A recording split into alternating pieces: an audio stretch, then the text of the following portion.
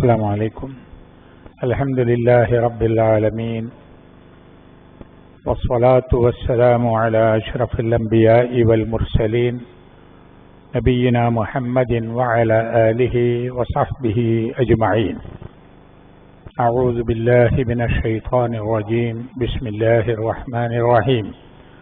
يا أيها الذين آمنوا اتقوا الله حق تقاته ولا تموتن إلا وأنتم مسلمون. ബഹുമാന്യരായ സഹോദരന്മാരെ, സഹോദരികളെ, പരിശുദ്ധ റമദാൻ മാസത്തിലെ ഏറ്റവും വിശേഷപ്പെട്ട ഈ ദിവസങ്ങളിൽ അല്ലാഹു സുബ്ഹാനഹു വ തആല നമ്മെ എല്ലാവരെയും അനുഗ്രഹിക്കുമാറാവട്ടെ എന്ന് ദുആ ചെയ്യുകയാണ്. ആമീൻ. ഈ വർഷത്തിലെ റമദാൻ മാസം നമുക്ക് അനുഭവിക്കുവാൻ സാധിച്ചു എന്നത് വലിയ ഒരു അനുഗ്രഹമാണ്. നബി സല്ലല്ലാഹു അലൈഹി വസല്ലമയ്ക്ക് വിശുദ്ധ ഖുർആൻ അവതരണം ആരംഭിച്ച മാസമാണ് റമദാൻ മാസം. അതുകൊണ്ടാണ് റമദാൻ മാസത്തിന് വലിയ വിശേഷം ഉണ്ടായത് എന്ന് ഖുർആൻ പറയുന്നുണ്ട്. ഷഹ്റു റമദാൻ അല്ലദീ ഉൻസില ഫീഹിൽ ഖുർആൻ. ഖുർആൻ അവതരിച്ച മാസം, അതാണ് ഷഹ്റു റമദാൻ. ഖുർആന്റെ പ്രത്യേകത ഹുദൻ ലിന്നാസ് വബയ്യിനാത്തിൻ മിനൽ ഹുദാ വൽ ഫുർഖാൻ. 3 ഗുണങ്ങളാണ് അവിടെ ഖുർആനെ കുറിച്ച് പറഞ്ഞത്. അത് ഹുദൻ ലിന്നാസ്, ജനങ്ങൾക്കുള്ള മാർഗദർശനമാണ്.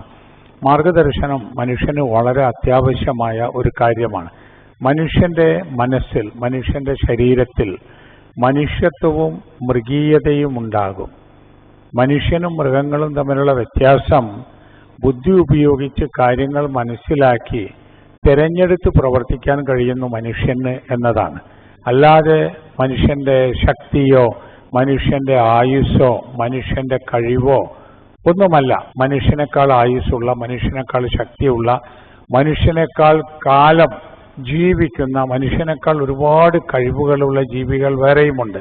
പക്ഷെ മനുഷ്യൻ മാത്രമാണ് കാര്യങ്ങളെ വിവേചിച്ചറിഞ്ഞ് മനസ്സിലാക്കി മുന്നോട്ട് പോകുന്നത്. അങ്ങനെ കാര്യങ്ങൾ ആലോചിച്ചറിഞ്ഞ് മനസ്സിലാക്കുന്ന വഴിയിൽ മാർഗദർശനം ലഭിക്കുക എന്നത് വളരെ പ്രധാനപ്പെട്ട കാര്യമാണ്. ബയ്യിനാത്തും മിനൽ ഹുദയുമാണ്, അതായത് മാർഗദർശനങ്ങളുടെ വിശദീകരണവുമാണ് ഈ ഖുർആൻ എന്നാണ്. പോരാത്തതിന് വൽ ഫുർഖാൻ, ഫുർഖാനാണ് ഖുർആൻ എന്നാണ്. അൽ ഫുർഖാൻ, അൽ ഫുർഖാനുൽ അദീം എന്നൊക്കെ ഖുർആനെ കുറിച്ച് പറയും. അതിന്റെ അർത്ഥം ശരിയും തെറ്റും തമ്മിൽ വേർതിരിച്ച് മനസ്സിലാക്കാനുള്ള മാനദണ്ഡം, നീതിയും അനീതിയും, സത്യവും അസത്യവും, ഹക്കും ബാത്തിലും, ഇങ്ങനെ നല്ലതും മോശവുമായ കാര്യങ്ങളെ വേർതിരിച്ച് മനസ്സിലാക്കി നല്ല മാർഗം തിരഞ്ഞെടുക്കാനുള്ള വഴി, അതാണ് ഫുർഖാൻ. ഇതെല്ലാമാണ് ഖുർആൻ. ഈ ഖുർആൻ അവതരിച്ച മാസമാണ് റമദാൻ. റമദാനിൽ ഇപ്പോൾ ഇന്ന് പൊതുവെ എല്ലാ സ്ഥലത്തും ആളുകൾ പറയുന്നത് ബദരീങ്ങളെ കുറിച്ചാണ്, ബദർ യുദ്ധത്തെക്കുറിച്ചാണ്. ബദർ അനുസ്മരണമാണ്. എന്താണിത് എന്നുകൂടി നമ്മൾ മനസ്സിലാക്കണം. എന്തിനായിരുന്നു അങ്ങനെ ഒരു യുദ്ധം ഉണ്ടായത്? ഒരിക്കലും നബി സല്ലല്ലാഹു അലൈഹി വസല്ലമയും സഹാബത്തും യുദ്ധം ആഗ്രഹിച്ചിട്ടില്ല, യുദ്ധക്കൊതിയന്മാരുമല്ല. ഇപ്പോൾ യുക്തിവാദികളും ഇസ്ലാമിക വിരുദ്ധരായ ആളുകളുമൊക്കെ ഇസ്ലാമിനെയും ഇസ്ലാമിന്റെ പ്രവാചകനെയും യുദ്ധക്കൊതിയനായും അക്രമിയായും പറയുന്നുണ്ടെങ്കിലും ഒരിക്കലും ചരിത്രത്തിൽ നമുക്ക് ഏതെങ്കിലും ആളുകളെ നശിപ്പിക്കുവാനോ കൊലപ്പെടുത്തുവാനോ അവരോട് യുദ്ധം ചെയ്യുവാനോ ഉള്ള ഒരു ആഹ്വാനം നബി സല്ലല്ലാഹു അലൈഹി വസല്ലമ നടത്തിയതായി നമുക്ക് കാണാൻ സാധ്യമല്ല. മാത്രമല്ല, നേരെ മറിച്ച് നിങ്ങൾ ശത്രുവിനെ ആഗ്രഹിക്കരുത് എന്നും യുദ്ധം ക്ഷണിച്ചു വരുത്തരുത് എന്നും നബി സല്ലല്ലാഹു അലൈഹി വസല്ലമ പറഞ്ഞിട്ടുമുണ്ട്. പിന്നെ എങ്ങനെ യുദ്ധമുണ്ടായി എന്നല്ലേ? യുദ്ധമുണ്ടായത് നബി സല്ലല്ലാഹു അലൈഹി വസല്ലമ വളരെ ശാന്തനായി, സൽസ്വഭാവിയായി, വിശ്വസ്തനായി മക്കയിൽ ജീവിച്ചു വരുന്ന കാലം. യാതൊരു തർക്കവുമില്ലാത്ത വിധം മുഹമ്മദ് വിശ്വസ്തനാണ്, അല്ലമീനാണ്, മുഹമ്മദ് നല്ലവനാണ്, മാന്യനാണ് എന്നൊക്കെ അവർ പറഞ്ഞിരുന്ന കാലത്താണ് മുഹമ്മദിനെ അല്ലാഹു തആല റസൂലായി നിശ്ചയിക്കുന്നത്. ആ റസൂൽ സല്ലല്ലാഹു അലൈഹി വസല്ലമ അവരോട് വന്നു പറഞ്ഞു, ഇങ്ങനെ അള്ളാഹുവിൽ നിന്നുള്ള വഹി കിട്ടിയിട്ടുണ്ട്, ഇതൊക്കെ നമുക്കുള്ള നിയമങ്ങളാണ്, അള്ളാഹു മാത്രമാണ് ആരാധ്യൻ എന്നിത്യാദി കാര്യങ്ങൾ പറഞ്ഞപ്പോൾ അവർ നേരെ എതിർക്കുകയും മുഹമ്മദിനെതിരിലാവുകയും നബി സല്ലല്ലാഹു അലൈഹി വസല്ലമയെ ശല്യപ്പെടുത്തുകയും ചെയ്തു. വീട്ടിൽ ജീവിക്കാൻ പൊറുതി നൽകിയില്ല. കഅബാലയത്തിന്റെ അടുത്ത് പോയി തവാഫ് ചെയ്യുമ്പോഴും നമസ്കരിക്കുമ്പോഴും അവർ ഉപദ്രവിച്ചു. ചീഞ്ഞളിഞ്ഞ ഒട്ടകത്തിന്റെ കുടൽമാലകൾ ശരീരത്തിൽ കൊണ്ടുപോയി ചാർത്തി. അവസാനം നാട് വിടാൻ അല്ലാഹു തആല അനുവാദം നൽകി. അങ്ങനെയാണ് ഹിജ്റയുണ്ടാകുന്നത്. സ്വത്തുക്കളും കുടുംബക്കാരും അതുപോലെ വീടും പുരയിടവും ഒക്കെ മക്കയിൽ ഉപേക്ഷിച്ചാണ് നബി സല്ലല്ലാഹു അലൈഹി വസല്ലമയും സഹാബത്തും മദീനയിലേക്ക് പോകേണ്ടി വന്നത്. അങ്ങനെ പോയ ശേഷവും മക്കയിലുണ്ടായിരുന്ന മുശ്രിക്കുകൾ നബി സല്ലല്ലാഹു അലൈഹി വസല്ലമയെ ഉപദ്രവിക്കുവാൻ പല പദ്ധതികളും തയ്യാറാക്കി. റസൂൽ സല്ലല്ലാഹു അലൈഹി വസല്ലമയുടെയും സഹാബത്തിന്റെയും അവിടെ അവശേഷിച്ചു പോയ വസ്തുക്കളൊക്കെ അവർ കണ്ടെടുത്തു, അവർ കണ്ടുകെട്ടി, എല്ലാം നശിപ്പിക്കുക, ഇസ്ലാമിനെയും മുസ്ലിമിനെയും സാമ്പത്തികമായി നശിപ്പിക്കുക, തകർക്കുക എന്ന രീതിയിലായിരുന്നു അവരുടെ പെരുമാറ്റം. അതുകൊണ്ടാണ് മദീനയിലെത്തിയ റസൂൽ സല്ലല്ലാഹു അലൈഹി വസല്ലമയും സഹാബത്തിനെയും നശിപ്പിക്കുവാൻ തക്കം പാർത്തിരുന്ന ഖുറൈശികളുടെ സാമ്പത്തിക സ്ഥിതി അത് ദുർബലപ്പെടുത്തുവാൻ വേണ്ടി ഈ ഒരു പ്രതിരോധത്തിന്റെ പേരിൽ മുസ്ലിങ്ങൾ തീരുമാനിക്കേണ്ടി വന്നത്. അങ്ങനെ അതൊരു യുദ്ധമായി മാറുന്നത്. ചുരുക്കി പറഞ്ഞാൽ ഒരു പ്രതിരോധത്തിന് വേണ്ടിയല്ലാതെ ആക്രമിക്കുവാനോ ആരെങ്കിലും വരുത്തുവാനോ ആയിരുന്നില്ല ഇസ്ലാമിലെ ഒരു യുദ്ധവും. അങ്ങനത്തെ ഒരു യുദ്ധമുണ്ടായപ്പോൾ അതിൽ പോലും നോക്കൂ, നിങ്ങൾ ആളുകളെ അംഗഭംഗം വരുത്തരുത് എന്ന്, മൃതദേഹങ്ങളെ അംഗഭംഗം വരുത്തരുത് എന്ന്, അതുപോലെ തന്നെ ജലാശയങ്ങൾ തകർക്കരുത് എന്ന്, കുട്ടികളെയും സ്ത്രീകളെയും ഉപദ്രവിക്കരുത് എന്ന്, അങ്ങനെ ഒരുപാട് നിയമങ്ങളും ഇസ്ലാം മുന്നോട്ട് വെക്കുകയുണ്ടായി. ആ രംഗത്ത് വളരെ ദുർബലരായ ശത്രുക്കളെക്കാൾ 1/3 മാത്രം എണ്ണം വരുന്ന സഹാബത്ത്, മുഹാജിറുകളും അൻസാറുകളുമായ സഹാബത്ത്, അവർ ജീവൻ വെടിയാൻ തയ്യാറായിക്കൊണ്ട് ഇസ്ലാമിന്റെ സംരക്ഷണത്തിന് മുന്നോട്ട് വന്നു. ആ ഇസ്ലാമും കുഫറും തമ്മിലുള്ള വ്യത്യാസം എന്തായിരുന്നു? അതാണ് ഇപ്പോൾ ആളുകൾ മറന്നുപോകുന്നത്. അന്നത്തെ ഇസ്ലാമും കുഫറും തമ്മിലുള്ള വ്യത്യാസം തൗഹീദും ശിർക്കും തമ്മിലുള്ള വ്യത്യാസമാണ്.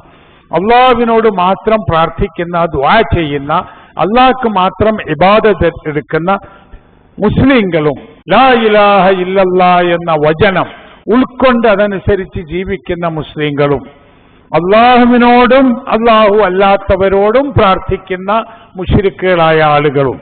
മുശ്രിക്കുകൾ ദൈവനിഷേധികളല്ല, അള്ളാഹുവിനോട് പ്രാർത്ഥിക്കാത്തവരുമല്ല. അവർ അള്ളാഹുവിനോടും പ്രാർത്ഥിക്കും, അള്ളാഹു അല്ലാത്തവരോടും പ്രാർത്ഥിക്കും. അള്ളാഹുവിനെ ഇബാദത്ത് ചെയ്യും, അള്ളാഹു അല്ലാത്തവർക്കും ഇബാദത്ത് ചെയ്യും. അള്ളാഹുവിനെ വിളിച്ചു തേടും, അള്ളാഹു അല്ലാത്തവരെയും വിളിച്ചു തേടും. അപ്പൊ ഇവിടെ രണ്ട് കക്ഷി എന്ന് പറയുന്നത് യൗമൽ തഖൽ ജംആൻ, രണ്ട് സംഘം ഏറ്റുമുട്ടിയ സന്ദർഭം. ആ രണ്ട് സംഘത്തിന്റെയും വ്യത്യാസം ഇതാണ്. ഒരു കൂട്ടർ അള്ളാഹുവിന് മാത്രം ഇബാദത്ത് ചെയ്യുന്നവരും മറ്റേ കൂട്ടർ അള്ളാഹുവിനും അള്ളാഹു അല്ലാത്തവർക്കും ഇബാദത്ത് ചെയ്യുന്നവരും. അങ്ങനെ ഇബാദത്ത് ചെയ്ത ആളുകൾ ജീവിക്കുന്നതിന് ഇസ്ലാം ഭൗതികമായി യാതൊരു തടസ്സവും ഏർപ്പെടുത്തിയിട്ടില്ല. അള്ളാഹുവിനെ മാത്രം ഇബാദത്ത് ചെയ്യുക എന്ന തൗഹീദ് മുൻ പ്രവാചകന്മാരുടെ ആദർശമാണ്. ആ പ്രവാചകന്മാർ പറഞ്ഞതാണ്. അതുകൊണ്ട് മക്കയിലുണ്ടായിരുന്ന മുശ്രിക്കുകൾ അവർ പറയാറുള്ളത്, ഞങ്ങൾ ഇബ്രാഹിം നബി അലൈഹി ഇസ്ലാമിന്റെയും ഇസ്മായിൽ നബി അലൈഹി ഇസ്ലാമിന്റെയും മില്ലത്തിലാണ് എന്നാ. ആ ഇബ്രാഹിം നബി അലൈഹി ഇസ്ലാമും ഇസ്മായിൽ നബി അലൈഹി ഇസ്ലാമും ഒക്കെ പഠിപ്പിച്ച ലാ ഇലാഹ ഇല്ലല്ലാഹ് എന്ന കലിമ അംഗീകരിച്ച തൗഹീദിന്റെ ആളുകൾ അവരാണ് ബദ്രീങ്ങൾ, അവരാണ് സഹാബത്ത്. അവരുടെ നേതാവാണ് മുഹമ്മദ് നബി തിരുമേനി സല്ലല്ലാഹു അലൈഹി വസല്ലം. അപ്പോ ഏത് പ്രതിസന്ധി ഘട്ടത്തിലും അള്ളാഹുവിനോട് ദുആ ചെയ്യുക. അല്ലാഹുമ്മ ഇൻ തുഹ്ലിക് ഹാദിഹിൽ ഉസാബ ലൻ തുഅബദ് ഫിൽ അർദ് അബദ. അല്ലാഹുവേ, ഈ ഒരു സംഘത്തെ, കൊച്ചു സംഘത്തെ നീ നശിപ്പിച്ചാൽ ഈ ഭൂമിയിൽ പിന്നെ നിന്നെ ആരാധിക്കുന്ന ആളുകൾ ഇല്ലാതെയായി പോകും, അവശേഷിക്കുകയില്ല എന്ന്. അങ്ങനെ പ്രാർത്ഥിക്കുന്ന ഒരു സംഘം പിൽക്കാലത്ത് ഇപ്പോ ബദ്രീങ്ങളോടുള്ള സ്നേഹം, ബഹുമാനം, ഇഷ്ടം അതൊക്കെ എല്ലാവർക്കും ഉണ്ടാവേണ്ടതാണ്. ദീനിനെ നിലനിർത്തുവാൻ വേണ്ടി കഷ്ടപ്പെടുകയും ജീവത്യാഗം ചെയ്യുകയും ചെയ്ത ആളുകളാണ് അവര്. അവരുടെ മാർഗം എന്ത് എന്നതാണ്. അവരുടെ മാർഗം തൗഹീദാണ്, അള്ളാഹുവിന് മാത്രമുള്ള ഇബാദത്താണ്. അത് ഇന്ന് എത്തിപ്പെട്ടിട്ടുള്ളത് ആ ബദ്രീങ്ങളോട് ദുആ ചെയ്യുക എന്ന അവസ്ഥയിലെത്തി. യഥാർത്ഥത്തിൽ അത് ബദ്രീങ്ങളെ അവമതിക്കലാണ്, ബദ്രീങ്ങളെ ആക്ഷേപിക്കലാണ്. ബദ്രീങ്ങൾ ജനങ്ങൾക്ക് നൽകിയ സന്ദേശത്തെ നേരെ മാറ്റിമറിക്കലാണ്. അതുകൊണ്ട് അള്ളാഹുവിന്റെ റസൂലിനോടും അള്ളാഹുവിന്റെ ദീനിനോടും റസൂൽ സല്ലല്ലാഹു അലൈഹി വസല്ലമയുടെ സഹാബത്തിനോടും ബദറിലെ ശുഹദാക്കളോടും ബദറിൽ പങ്കെടുത്ത മഹാന്മാരോടുമൊക്കെ സ്നേഹവും ബഹുമാനവും ആദരവുമുള്ള നമ്മൾ അവരെല്ലാം പഠിപ്പിച്ച വിധത്തിൽ അള്ളാഹുവിനെ മാത്രം വിളിച്ചു പ്രാർത്ഥിക്കുകയും അള്ളാഹുവിനോട് മാത്രം ദുആ ചെയ്യുകയും അള്ളാഹുവിന് മാത്രം ഇബാദത്ത് ചെയ്യുകയും ചെയ്യുന്ന തൗഹീദിന്റെ വക്താക്കളായി ജീവിക്കുവാനാണ് ഈ സന്ദർഭത്തിൽ നാം തീരുമാനമെടുക്കേണ്ടതും നാം പ്രവർത്തിക്കേണ്ടതുമെന്ന് പ്രത്യേകമായി ഉണർത്തുകയാണ്. ഇസ്ലാമിനെ നമ്മുടെ മനസ്സിന്റെ ഉള്ളിൽ നമ്മൾ പ്രതിഷ്ഠിക്കുകയും ഇസ്ലാമിനോട് അങ്ങേയറ്റത്തെ സ്നേഹവും തൃപ്തിയും ഉണ്ടാവുകയും ചെയ്യുമ്പോഴാണ് നമുക്ക് ഈമാനിന്റെ പേരിലുള്ള ഒരു ആനന്ദം ഉണ്ടാവുക. ഇപ്പൊ നോക്കൂ, നമ്മൾ തറാവി നമസ്കരിച്ചു, വിത്ർ നമസ്കരിച്ചു, മറ്റ് ജമാഅത്തുകളിൽ പങ്കെടുത്തു. നമുക്കാർക്കും വേറെ പണിയൊന്നും ഇല്ലാഞ്ഞിട്ടല്ലല്ലോ, നമുക്ക് ഈ സമയത്ത് കിടന്നുറങ്ങിയാൽ ഉറക്കം വരാഞ്ഞിട്ടുമല്ലല്ലോ. എന്തായാലും നമ്മൾ പള്ളിയിലേക്ക് വരുന്നത്, നമ്മൾ നമസ്കരിക്കുന്നത്, നമ്മൾ ജമാഅത്തിൽ പങ്കെടുക്കുന്നത്, പള്ളിയിൽ വന്ന് ഖുർആൻ ഓതുന്നത്, എഴുത്തിക്കാഫിരിക്കുന്നത് ഒക്കെ ഇതിനോടുള്ള ഒരു സ്നേഹം, ഒരു തൃപ്തി മനസ്സിന്റെ ഉള്ളിലുള്ളത് കൊണ്ടാണ്. അങ്ങനെ മനസ്സിന്റെ ഉള്ളിൽ ഒരു തൃപ്തി വന്നാൽ അമൽ ഈമാൻ, ഈമാനിന്റെ സ്വാദ് അനുഭവിക്കാൻ കഴിയും. ഈമാനിനൊരു സ്വാദുണ്ട്, ഒരു രുചിയുണ്ട്, ഒരു മധുരമുണ്ട്. എന്താണ് ആ രുചി എന്നല്ലേ? അത് ഇത് ചെയ്യാനുള്ള താല്പര്യം വരിക എന്നതാണ്. അത് ആർക്കാണ് ഉണ്ടാവുക? മൻ റളിയ ബില്ലാഹി റബ്ബ, ആര് അള്ളാഹുവിനെ റബ്ബായി തൃപ്തിപ്പെടുന്നുവോ അവൻ. അള്ളാഹ് റബ്ബാണെന്ന് വിശ്വസിച്ചാൽ മാത്രം പോരാ, അങ്ങനെ അള്ളാഹ് ഉണ്ടെങ്കിൽ ഉണ്ടായിക്കോട്ടെ എന്ന് സമ്മതിച്ചാലും പോരാ. മൻ റളിയ ബില്ലാഹി റബ്ബ, അള്ളാഹുവിനെ റബ്ബായി തൃപ്തിപ്പെടുക. തൃപ്തി മനസ്സിന്റെ ഉള്ളിലാണ്. വബിൽ ഇസ്ലാമി ദീന, ഇസ്ലാമിനെ ദീൻ ആയി തൃപ്തിപ്പെടുക. ദീൻ എന്ന് പറഞ്ഞാൽ നമ്മൾ മലയാളത്തിൽ ഏറെ യോജിച്ച ഒരു പദം എന്ന നിലക്ക് മതം എന്ന് പറയും, ഇംഗ്ലീഷിൽ റിലിജൻ എന്ന് പറയും, ഉറുദുവിൽ മദ്ഹബ് എന്ന് പറയും, സംസ്കൃതത്തിലും ഹിന്ദിയിലുമൊക്കെ ധർമ്മം എന്ന് പറയും. ഈ പറയുന്നതിനേക്കാൾ വലിയൊരർത്ഥമാണ് ദീനിനുള്ളത്. ദീനിന്റെ ഒരു വിശദീകരണം പറയുകയാണെങ്കിൽ, ഒരാൾ അയാളുടെ ജീവിതത്തിൽ കൊണ്ടു നടക്കുന്ന നിയമങ്ങളും ചട്ടങ്ങളും ജീവിതചര്യയും എന്താണോ അതാണ് ദീന്. അപ്പോ ഒരു 5 വക്ത് നിസ്കരിക്കുന്നു, ബാക്കി ജീവിതം മുഴുവൻ വേറെ എങ്ങനെയെങ്കിലും ആണെങ്കിൽ അയാളുടെ ദീൻ ഇസ്ലാമാണ് എന്ന് പൂർണ്ണമായി പറയാൻ കഴിയില്ല. അപ്പൊ ജീവിതത്തിന്റെ നിയമം, ജീവിതത്തെ നിയന്ത്രിക്കുന്നത് അതെന്താ? വബിൽ ഇസ്ലാമി ദീന, ഇസ്ലാമായി തൃപ്തിപ്പെടണം. തൃപ്തിപ്പെടണമെങ്കിൽ ഇസ്ലാമിനെ പഠിക്കണം, മനസ്സിലാക്കണം. എന്നിട്ട് ഇസ്ലാമിന്റെ ഓരോ കാര്യവും അതാണ് നല്ലത് എന്ന് നമുക്ക് ഉറപ്പുവരണം. അതുപോലെ വബി മുഹമ്മദിൻ നബിയ, മുഹമ്മദിനെ സല്ലല്ലാഹു അലൈഹി വസല്ലമയെ നബിയായി തൃപ്തിപ്പെടണം. അങ്ങനെ തൃപ്തിപ്പെടാൻ നമുക്ക് കഴിയുമോ? കഴിയണമെങ്കിൽ നമ്മൾ അറിയണം. അറിയാതിരുന്നാലുള്ള പ്രശ്നം എന്താണെന്ന് അറിയാം. ഇപ്പം പ്രത്യേകിച്ചും വമ്പിച്ച വിമർശനങ്ങളാണ്. എല്ലാവരും യുക്തിവാദികളും ദൈവനിഷേധികളും സ്വതന്ത്ര ചിന്തകരും ലിബറലിസ്റ്റുകളും ഫാസിസ്റ്റുകളും ഒക്കെ ഇസ്ലാമിനെയാണ് എതിർക്കുന്നത്. നിങ്ങൾ നോക്കൂ, എക്സ് മുസ്ലിങ്ങൾ എന്നിട്ടൊരു കൂട്ടരുണ്ട്. ഇപ്പോൾ യുക്തിവാദി ആയിപ്പോയ മുസ്ലിം കുടുംബത്തിൽ പിറന്ന ആളുകൾ. എന്നാൽ എക്സ് ഹിന്ദുക്കൾ എന്ന് പറയുന്നവരില്ലാത്തത് എന്താ? എക്സ് ക്രിസ്ത്യാനികൾ എന്ന് പറയുന്ന അതിൽ നിന്നൊക്കെ വന്ന യുക്തിവാദികളാണ് അധികമുള്ളത്. ഹിന്ദു മതത്തിൽ നിന്നും ക്രിസ്തു മതത്തിൽ നിന്നും മറ്റും വന്ന യുക്തിവാദികളാണ് അധികമുള്ളത്. പക്ഷെ അവർ എക്സ് കൂട്ടി പറയാത്തത് അവർക്ക് അവരുടെ ദീനിനെ കുറിച്ച് പ്രത്യേകിച്ചൊന്നും ഇല്ല, അറിവുമില്ല, ആവശ്യവുമില്ല. പക്ഷെ ഇസ്ലാം അങ്ങനെയല്ല. ഇസ്ലാം ആളുകൾ അനുഷ്ഠിക്കുന്ന ഒരു മതമാണ്. ഇസ്ലാം ആളുകൾക്ക് തൃപ്തി വരുന്ന ഒരു മതമാണ്. ഇസ്ലാമിലെ ഏത് നിയമം വിമർശിച്ചാലും മുസ്ലിം പണ്ഡിതന്മാർക്ക് അതിന് മറുപടി പറയാൻ കഴിയും. ഇപ്പൊ കുടുംബജീവിതം, ഇസ്ലാം നൽകിയതിനേക്കാൾ നല്ല ഒരു കുടുംബ വ്യവസ്ഥ അവർക്ക് നൽകാൻ കഴിയുമോ? സാമ്പത്തിക നിയമങ്ങൾ, ഇസ്ലാം നൽകിയിട്ടുള്ള അവതരിപ്പിച്ച സാമ്പത്തിക നിയമങ്ങളെക്കാൾ നല്ല ഒരു സാമ്പത്തിക നിയമം ഇവർക്ക് കാണിച്ചു കൊടുക്കാൻ കഴിയുമോ? ഒന്നുമില്ലല്ലോ.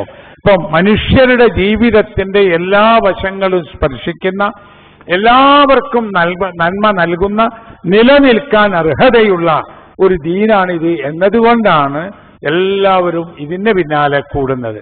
അവിടെ നാം എന്ത് ചെയ്യണം? നമ്മൾ ഉറച്ചു നിൽക്കണം. ഇസ്ലാം പഴഞ്ചനല്ലേ? ആ പഴഞ്ചനാണ്. ആ പഴഞ്ചൻ നല്ലതാണ്. മുഹമ്മദ് നബിയും ഖലീഫമാരും 6-ാം നൂറ്റാണ്ടിൽ കൊണ്ടുവന്ന അതിലേക്കാണോ നിങ്ങൾ വിളിക്കുന്നത്? അതെ, അതിലേക്കാണ് നമ്മൾ വിളിക്കുന്നത്. ഇപ്പോൾ നിങ്ങൾ വിളിക്കുന്ന ഇതിനേക്കാളൊക്കെ മെച്ചമാണത്. നിങ്ങൾ പഠിപ്പിക്കുന്ന നിയമങ്ങളെക്കാളൊക്കെ മെച്ചമാണ് 6-ാം നൂറ്റാണ്ടിൽ നബിയും സഹാബത്തും കാണിച്ചു തന്നത് എന്ന് ധൈര്യപൂർവ്വം പറയാൻ നമുക്ക് കഴിയുമ്പോഴാണ് നമുക്ക് മൻ റളിയ ബില്ലാഹി റിളാ, തൃപ്തി നമുക്ക് ഉണ്ടായിത്തീരുക എന്നുകൂടി നാം അറിയണം. നമ്മൾ നല്ല ഈമാനുള്ളവരാവണം. പ്രത്യേകിച്ച് ഇസ്ലാമും മുസ്ലിങ്ങളും ഏറെ എതിർപ്പുകളും പീഡനങ്ങളും അനുഭവിക്കുന്ന ഇക്കാലം നമ്മുടെ രാജ്യത്തും വിദേശ രാജ്യങ്ങളിലുമൊക്കെ മുസ്ലിങ്ങൾക്കും ഇസ്ലാമിനും പ്രശ്നങ്ങളുണ്ട്. ഇന്നപ്പോ വീണ്ടും പലസ്തീനിൽ ഇസ്രയേൽ ബോംബിട്ടിരിക്കുകയാണ്. 200ഓളം ആളുകളെ കൊന്നിരിക്കുകയാണ്. വെടിനിർത്തൽ എന്ന അന്താരാഷ്ട്ര കരാറും നിയമങ്ങളും ലംഘിച്ചുകൊണ്ട് അക്രമം തുടരുകയാണ്. അല്ലാഹു സുബ്ഹാനഹു വ തആല സഹോദരങ്ങൾക്ക് വിജയം നൽകി അനുഗ്രഹിക്കുമാറാവട്ടെ. അവിടെയും ലോകത്തിന്റെ എല്ലാ ഭാഗങ്ങളിലും നമ്മുടെ നാട്ടിലും ഇസ്ലാമും മുസ്ലിം സമൂഹവും അനുഭവിക്കുന്ന പീഡനങ്ങളും പ്രയാസങ്ങളും തരണം ചെയ്യാനുള്ള ഈമാനും കരുത്തും നൽകി അല്ലാഹു സുബ്ഹാനഹു വ തആല ഈ സമൂഹത്തെ അനുഗ്രഹിക്കുമാറാവട്ടെ. ലോകത്തുള്ള എല്ലാ മനുഷ്യർക്കും ശാന്തിയോടും സമാധാനത്തോടും ജീവിക്കുവാനുള്ള സൗഭാഗ്യം അല്ലാഹുവെ നീ നൽകി അനുഗ്രഹിക്കണമേ.